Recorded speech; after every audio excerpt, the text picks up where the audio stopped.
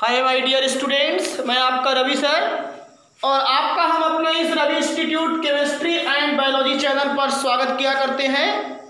तो देखिए मेरे प्यारे बच्चों, आपको जो हमने अभी तक पूरा टॉपिक धातु और अधातु का पढ़ाया हुआ है, आज का जो हमारा टॉपिक चलेगा 10th केमिस्ट्री में आपको हम पढ़ा रहे हैं जो लेसन, उसका नाम क्या है? धातु एवं अधातु। क्या नाम है? धातु और एवं अधातु। उसका आज हम आपको अगला पार्ट बताएंगे। और आज के इस सेशन में, इस लेक्चर्स में हम लोग 3 चीजें सीखने का प्रयास करेंगे। सबसे पहली चीज, इलेक्ट्रोड क्या होता है, इलेक्ट्रोड विभव क्या होता है, मानक इलेक्ट्रोड विभव क्या होता है। ये 3 चीजें तो आज आपको हम विधिवत तरीके से समझाने का पूरा प्रयास करेंगे। और इसके पहले वाले लेक्चर्स को आप लोग विधिवत तरीके से देख लिए होंगे और इसकी नोट्स पूरा कंप्लीट कर लिए होंगे।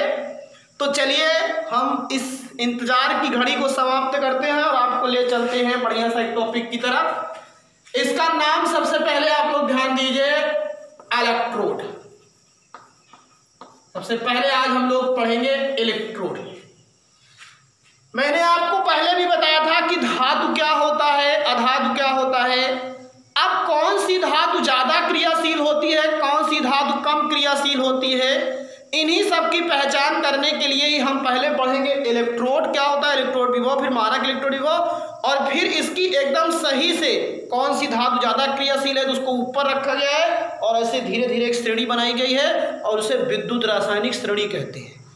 उस विद्युत रासायनिक श्रेणी को पढ़ेंगे। और सुन लीजिए, ये इतनी इंपॉर्टेंट विद्युत रासायनिक श्रेणी है, 10th में है, 11th में है, 12th में भी है और ग्रेजुएशन सेकेंड ईयर में भी है। अब आप विचार कर लीजिए कहाँ कहाँ आपको मिलेगा। अब कॉन्सेप्ट वही, आप क्या जो फर्स्ट में ABCD अगर आप पढ़ लिए थे, B फॉर बॉय, तो क्या आप दूसरे क्लास में गए तो वहाँ चेंज हो गया था क्या? वही तो है। बेसिक चीज पकड़ने का प्रयास कीजिए, आप हमेशा एकदम खुश रहोगे, जान लीजिएगा।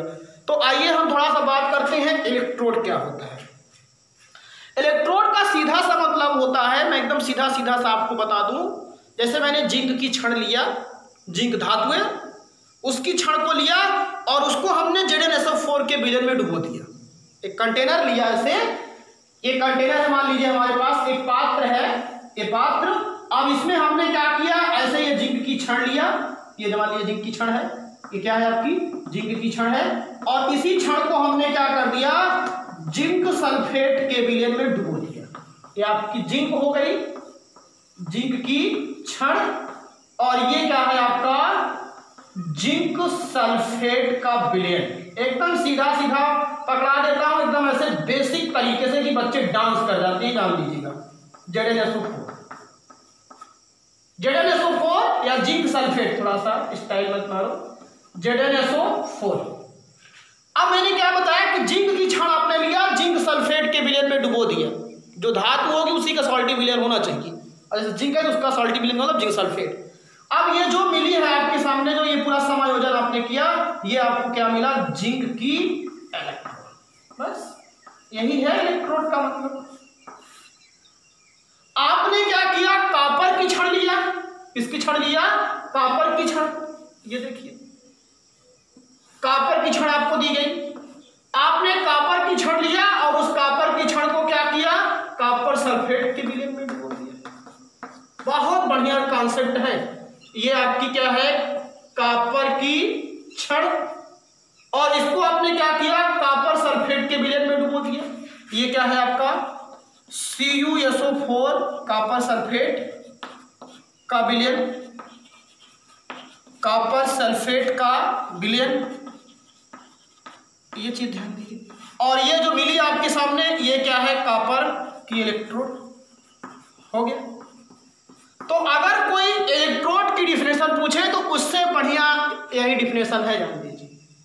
मैं इसकी डिफिनेशन आपको बता रहा हूं, जब किसी धातु की छड़ को, जब किसी धातु की छड़ को उसके सॉल्टी विलयन में डुबो दिया जाता है तो उस छड़ की इलेक्ट्रोड प्राप्त हो जाती है। या तो इसी समायोजन को ही इलेक्ट्रोड कहते हैं, या तो प्राप्त जो सिस्टम होता है उसको इलेक्ट्रोड कहते हैं।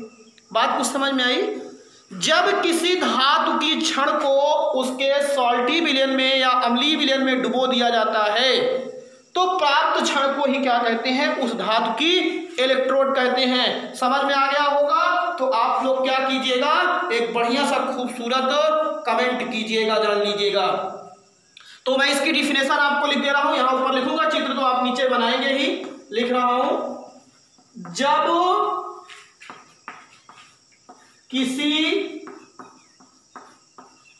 धातु की क्षण को, ध्यान दीजिए, जब किसी धातु की क्षण को उसके,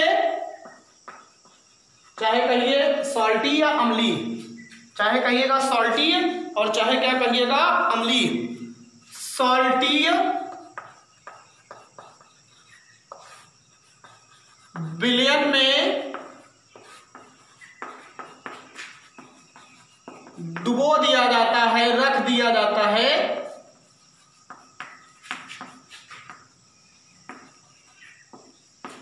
तो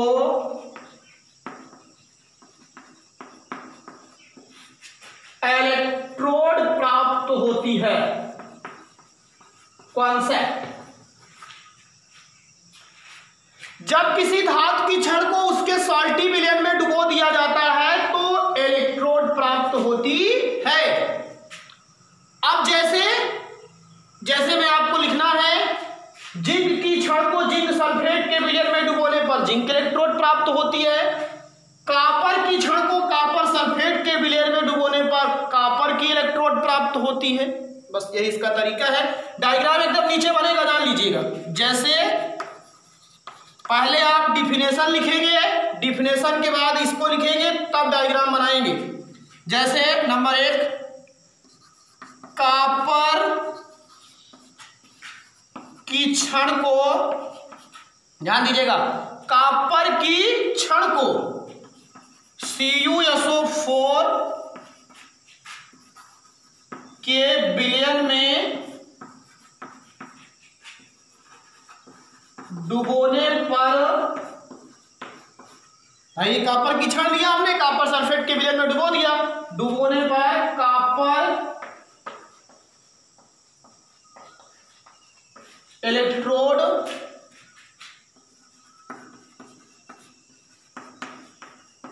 प्राप्त होती है, ये ध्यान दीजिए। ऐसे दूसरा, जिंक या जस्ता, जिंक की छड़ को ZnSO4 जिंक सल्फेट के विलयन में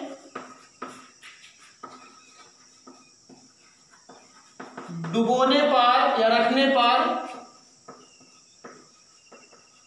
जिंक इलेक्ट्रोड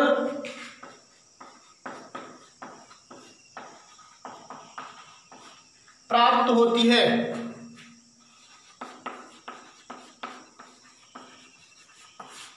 जिंक इलेक्ट्रोड प्राप्त होती है।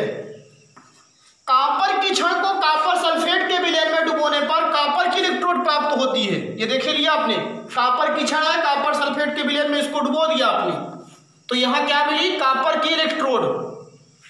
और दूसरा उदाहरण मैंने क्या बताया, जिंक की छड़ को लिया गया, जिंक सल्फेट के विलयन में डुबो दिया गया, तो आपको क्या मिल गया, जिंक की इलेक्ट्रोड प्राप्त हो जाती है। तो ये सबसे बड़ी चीज, पहले आप कॉन्सेप्ट कंफर्म करिए कि what do you mean by electrode.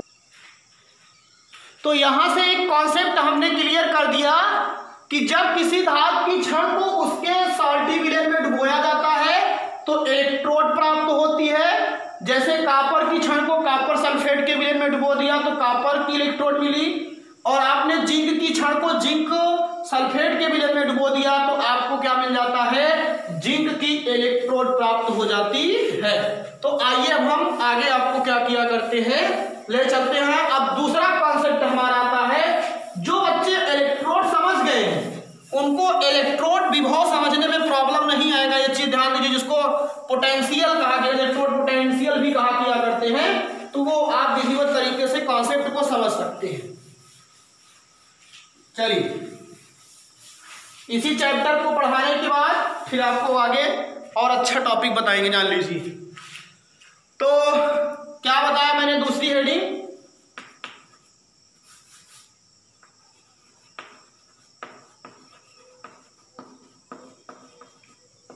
Electrode विभव। चलिए, ये कॉन्सेप्ट क्यों आया इसको भी समझते चलिएगा। अभी सेल वगैरह इसी से बनाया जाता है, जो आप यूज कर रहे हो घर पे, वो सब सेल इसी से, धातुओं के ही प्लेटें से बनाई जाता है। तो मैं अब दूसरा जो कॉन्सेप्ट आपको बता रहा हूं, ध्यान दीजिए। अब जैसे ही आप धातु की छड़ को क्या करते हो, उसके सॉल्टी विलेन में डुबोते हो, तो वो धातु की छड़ जो होती है वह विलयन के सापेक्ष धनावेशित हो जाएगी या तो ऋणावेशित हो जाएगी। धनावेशित कब होगी? जब उसमें से इलेक्ट्रॉन निकल करके विलयन में जाना शुरू हो जाएंगे। और ऋणावेशित कब होगी? जब विलयन से इलेक्ट्रॉन निकल करके उस पर आने लगेंगे, तो वो ऋणावेशित हो जाती है। और हम इसी का फायदा लेते हैं। कुछ क्षणें धनावेशित होती हैं, कुछ क्षणें ऋणावेशित होती हैं। तो एक पे पॉजिटिव चार्ज और एक पर निगेटिव चार्ज, और दोनों को हम एक तार से जोड़ दिए और बीच में बल्ब लगा दिए, तो इलेक्ट्रॉन का फ्लो होने लगता है और बल्ब हमारी जलने लगती है। यही लिए बता रहा हूं, इस कॉन्सेप्ट को समझिए विधिवत तरीके से। तो मैंने आपको बताया क्या, पहली चीज तो इलेक्ट्रोड विभव की परिभाषा सुन लीजिए एक बार। जब किसी धातु की छड़ को, या इसे लिख सकते हो, पहले बड़ी वाली डिफरेंस समझिए फिर छोटी वाली। जब किसी धातु की छड़ को उसके सॉल्टी विलयन में डुबोया जाता है, तो धातु की छड़ विलयन के सापेक्ष धनावेशित या ऋणावेशित हो जाती है, जिसके कारण उसके सिरे पर उत्पन्न विभवांतर ही क्या कहलाता है? इलेक्ट्रोड विभव कहलाता है। ये बात ध्यान दीजिए। डिफिनेशन पहले लिख दो, उसके बाद फिर चलिएगा। बड़ी चीजें हैं। अभी जो यहाँ पे लाइन बोल रहा हूँ, यही लाइन 11th में भी बोलता हूँ, यही लाइन 12th में भी, जान लीजिएगा। कितना आपको समझने वाली चीज अभी से ही आपको समझ लेंगे तो आपको इतना अच्छा रहेगा। ध्यान दीजिए, पहले चलिए डिफिनेशन समझिए। जब किसी इलेक्ट्रोड भी चाहे कह दीजिए, या धातु की छड़ को, धातु की छड़ को उसके सॉल्टी विलयन में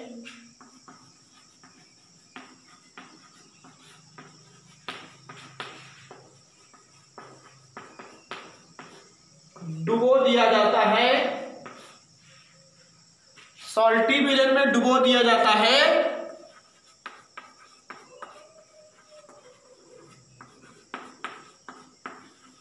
तो धातु की छड़ या इलेक्ट्रोड चाहे कह दीजिए,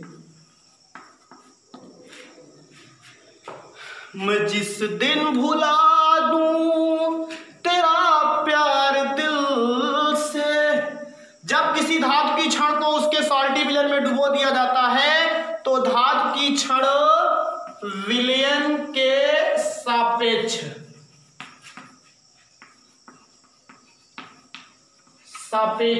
रिस्पेक्ट धनावेशित या तो पॉजिटिव होगी या ऋणावेशित हो जाती है।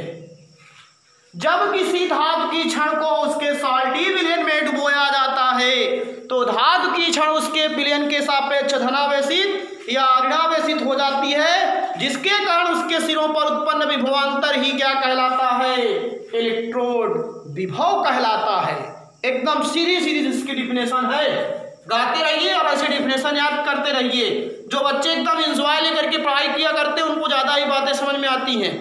और जो एकदम सीरियस होगा कि हम पकड़ लेंगे छोड़ेंगे नहीं ना, तो फिर जान लीजिए ऐसा नहीं, एकदम सीरियस नहीं। अभी आपका कर्तव्य है पढ़ाई करने का, करो बढ़िया से, एकदम खुले दिमाग से एकदम बढ़िया तरीके से बैठो और पढ़ाई करो और डांस करो। सापेक्ष धनावेशित या ऋणावेशित हो जाती है,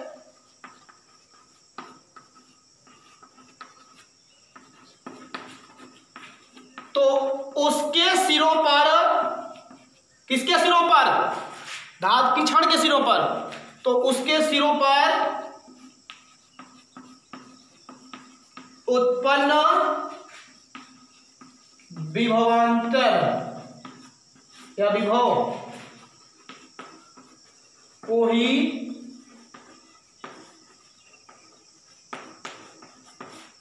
इलेक्ट्रोड विभव कहते हैं।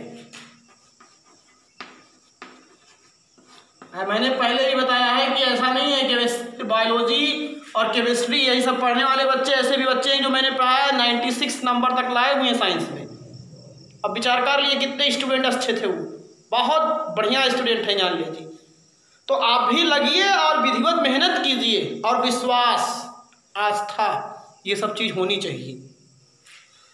तो अब डिफिनेशन मैंने बताया कि जब किसी धातु की क्षण को उसके सॉल्टी विलयन में डुबो दिया जाता है तो उस धातु की क्षण विलयन के सापेक्ष धनावेशित या ऋणावेशित हो जाती है, तो उसके सिरों पर उत्पन्न विभवांतर को ही इलेक्ट्रोड विभव कहते हैं। ऐसे डिफिनेशन याद होनी चाहिए।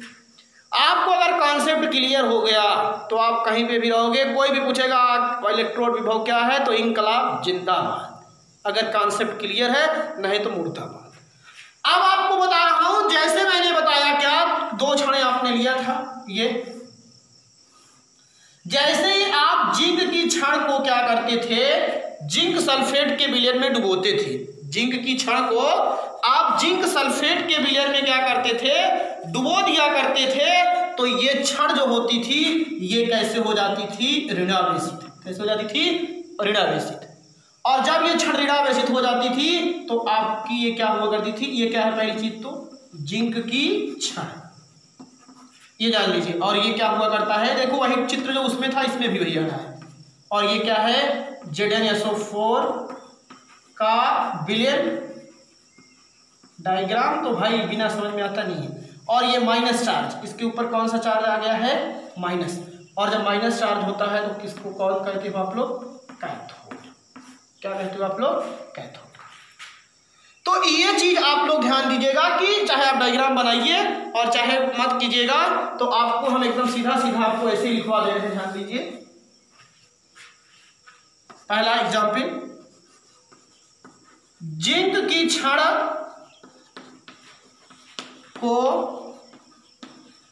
ZnSO4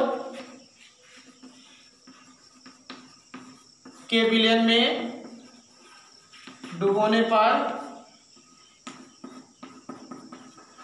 ऋण आवेश या ऋणावेश उत्पन्न होता है। हो गया। दूसरी, कॉपर की क्षण को कॉपर सल्फेट के विलयन में डुबोने पर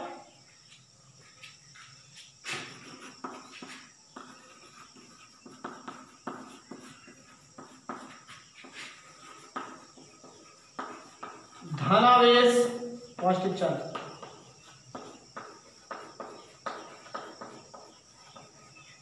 उत्पन्न होता है।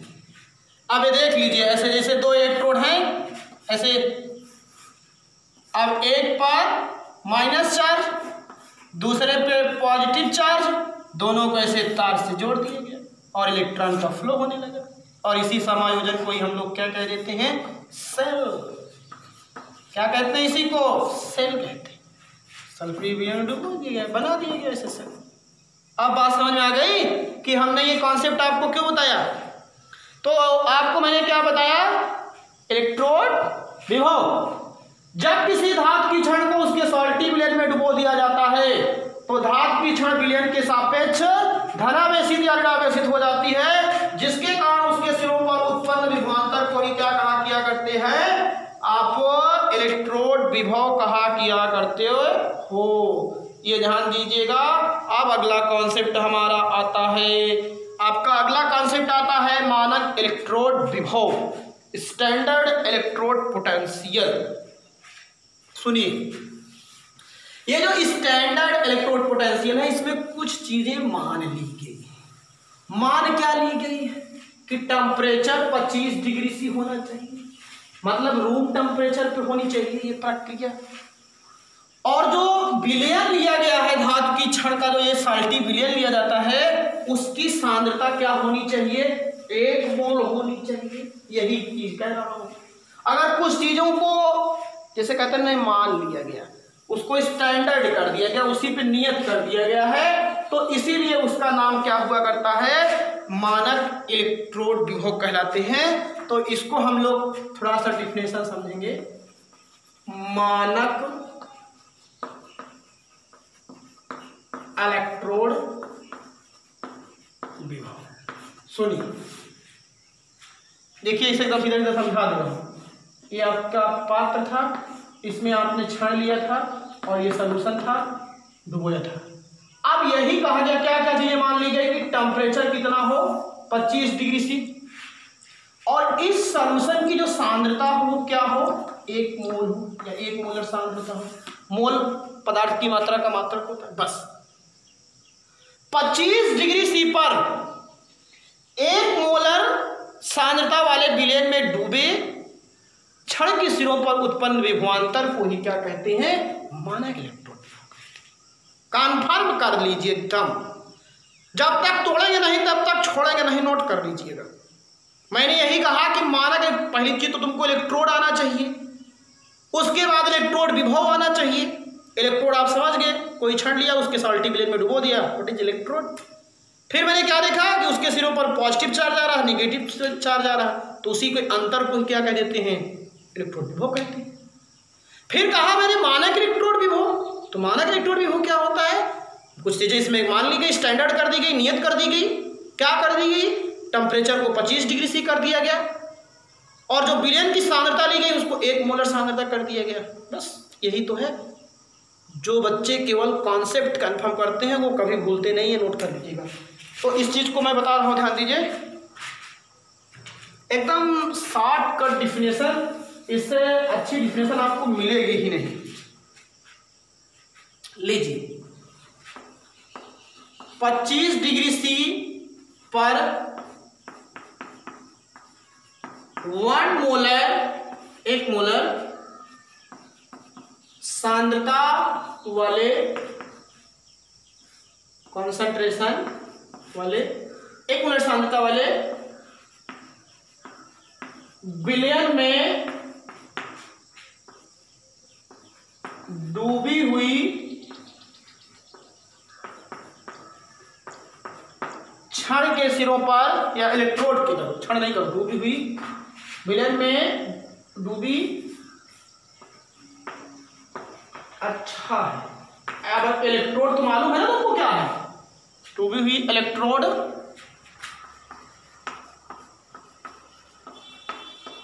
के सिरों पर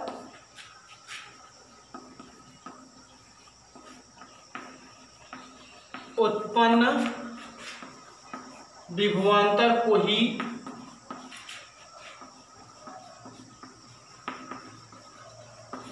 मानक इलेक्ट्रोड विभव कहते हैं।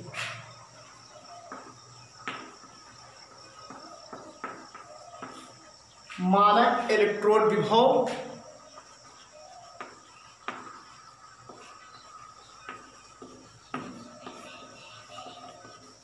कहते हैं। 25 डिग्री सी पर 1 मोलर कंसंट्रेशन वाले विलयन में डूबी हुई इलेक्ट्रोड के सिरों पर उत्पन्न विभवांतर को ही क्या कहते हैं, मानक इलेक्ट्रोड विभव कहते हैं। अब जैसे हाइड्रोजन की छड़ लिया जाता है, उसको हाइड्रोजन सल्फ्यूरिक अम्ल के विलयन में डुबो दिया जाता है, तो वो हाइड्रोजन इलेक्ट्रोड प्राप्त हो जाती है।